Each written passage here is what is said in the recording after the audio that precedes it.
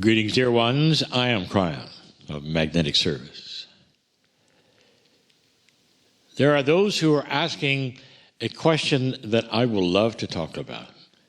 And they say, why is it right now I feel a strong desire for simplicity, stillness, authenticity in my spiritual life?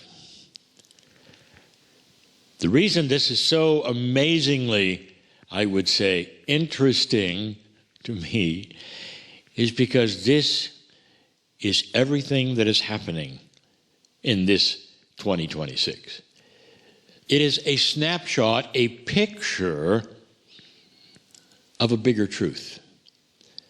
This bigger truth that you feel is coming or want and ask for is that which is the awakening to what you would say the Creator is all about in your life.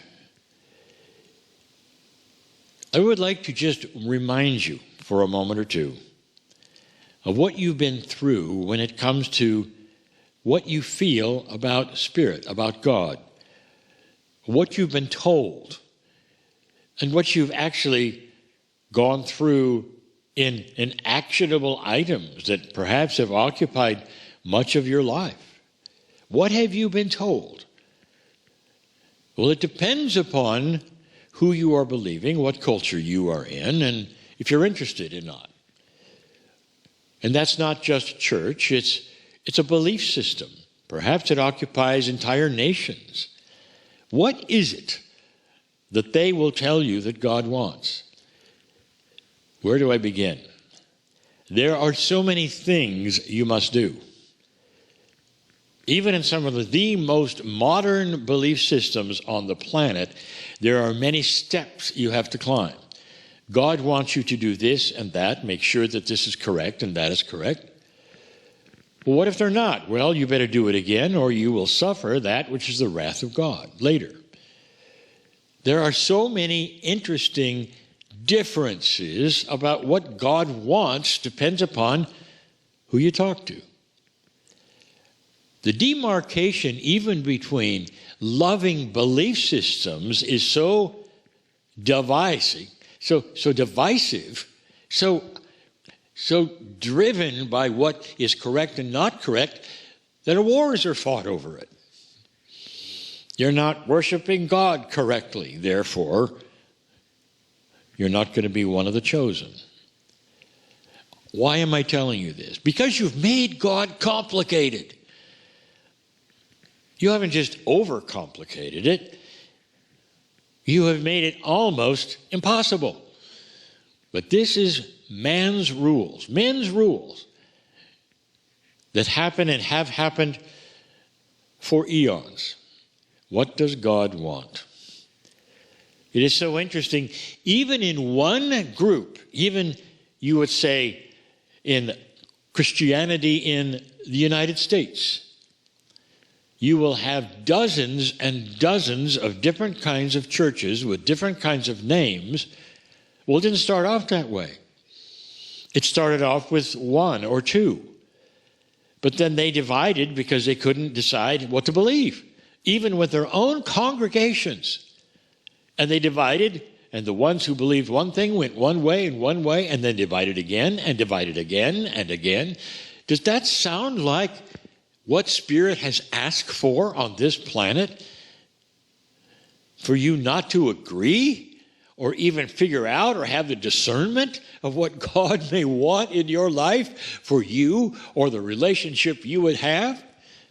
Does that sound like a plan to you from the divine? It does if you were taught that God is complicated, difficult, and you can't talk to him.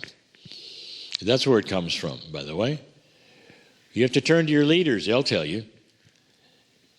But then that group will divide until you'll have over 300 sects, all thinking something different, all with different names on their towers, and you have a choice. This is the complexity of Spirit that you have created. These are man's creation, not that of the divine. not even close to that of the divine. And so you sit and you say, I want stillness here.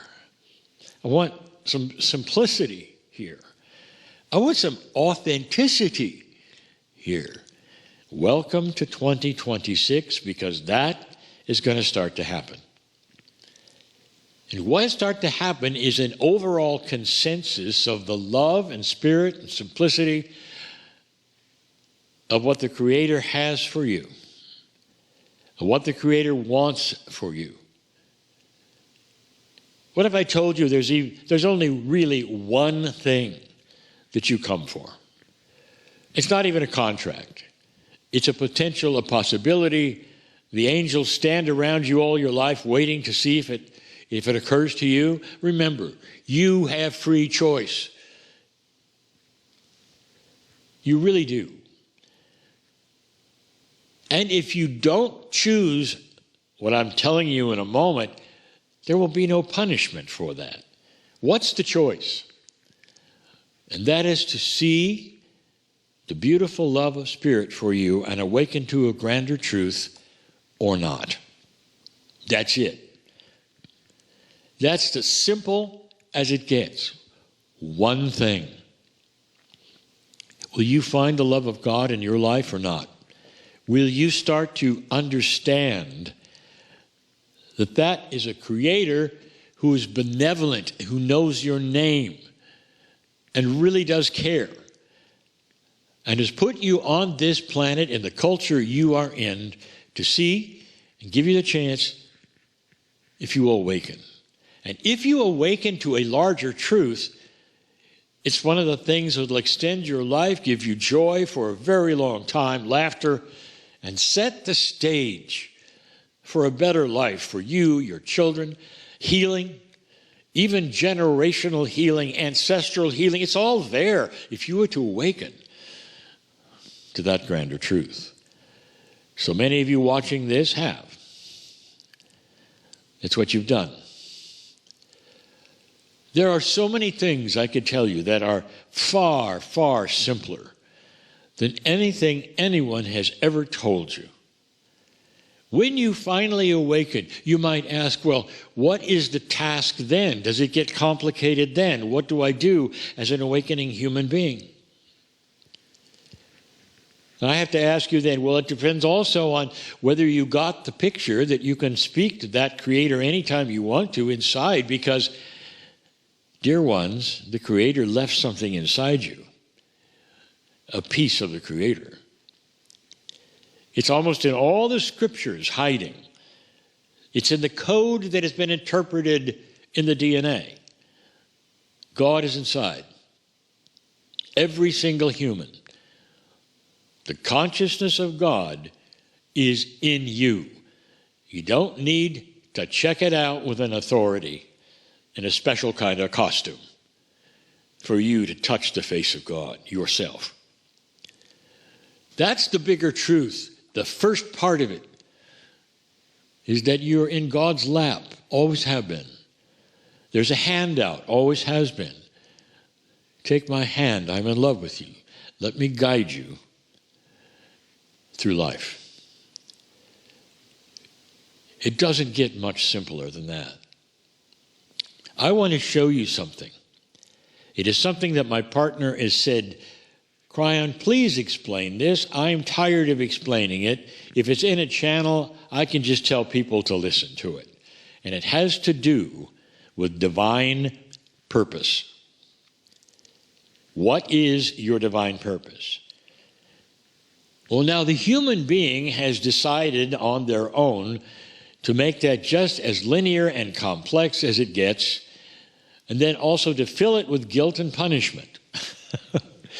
This is the habit of divine systems all over the planet. If you do this, you're good. If you don't, whoa, it won't turn out well for you. That's the father syndrome. That's not the God syndrome. That's an earthly father syndrome. That's all you've known, so you then place it upon the divine. Yes, God must be the same way. I want to tell you divine purpose. You feel perhaps that divine purpose is something you get when you're born. Perhaps there's an angel there with a stone tablet. This is your purpose. I'm not going to show it to you now because you can't read. But you got to find it. And you walk through life hoping you'll find this stone tablet this angel gave you and hope you've made it. And the reason I know you think that is because so many questions are asked. Have I found it? What is it? How can I find it? How will I ever possibly know what that is? And you miss the whole point because you've linearized it and you've complicated and you didn't give credit for love. I'm about to tell you. I have mentioned before that there's no such thing as a contract. Now, already I'm probably in trouble with other metaphysical leaders who talk about finding your contract. There is no contract, not really. There is no template. There is no blueprint. Well, how can that be when is there a divine purpose? Oh, yes, there is. And here is the beauty of this. I'll define it for you. Then I'll explain it. When I explain it, I want you to feel the love that went into this. Dear one, as you awaken on this planet to a higher truth, your divine purpose is whatever you have found in the landscape of your own spiritual awakening, that is you sending light, holding light either for yourself or for yourself and others, or for the earth, or for animals. It's whatever you have found that gives you joy and comfort in your light work. Are you getting this? That's your divine purpose. Now here is the fun part. It varies. Of course it varies. You change, and you change with the various awakenings that you have had through your life. If you look back 10 years or so, you're not the same person. Even if you awakened years ago, you're still not the same person. You've learned things, you've matured, you've graduated. You've gone through all of these things that have made you different. Now think for a moment. Do you think Spirit is so single-minded and straightforward linear that you would get a divine purpose that never changes when all you do is change? That it would be static? No. It's variable. It moves with your love. It moves with that which you learn on this planet. You awaken to bigger truths, and the divine purpose moves with you. It gets larger. It expands as you expand. It helps you then to spread the light in a better way, in a more loving way. That's the love of Spirit for you. That's the definition of divine purpose. How do you like that so far? It's not a rigid, judging God, dear ones, that faces you anymore. And if you haven't got that message, perhaps you might listen a little closer. There is so much love, appreciation, patience, variety, stillness, authenticity, reality in the love of God. It does not take you on a journey that makes you do things that are difficult so that you will then have a reward and be able to do things then that you couldn't do before. There's no tasks appropriate for you that will then get you into another realm. That's all men's rules, dear ones. Men's rules. You can go all the way and talk about that into the very essence of life. That loving God that put you here did not judge you, put you here to hold the light, because you are an old soul, and on the other side of the veil, you saw the shift. And you said, I can come in as an old soul. I can beat up the dark. I can hold my own. I can heal myself and get through it. I can survive pandemics. I can do whatever it does the dark side throws at me and an old world energy throws at me, and I can come out the other side. And you did. And you did. And here you are now. That's the only thing you were asked to do. To awaken if you could. To find yourself in a culture that would allow it. Indeed, maybe even to be the black sheep of your family, because you did. All of these things were a difficult path. You chose it to come here. This is your year, dear one. It really is time for stillness. The simplicity of the love that is before you does not require you to do anything more than you're doing, or at least ask the questions, show me what it is I need to know so I can do more. What about simplicity there? What about the stillness you have available to you? To be in a chaotic world, it's still chaotic.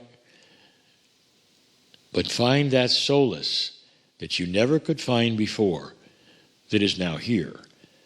Because the darkness, that barbaricness of the planet is starting to reduce itself as there are more light workers coming into their own. This is your year. Indeed, this is why you're here. All of these things, I tell you, because you need to know them. I'm crying in love with all of you. And so it is.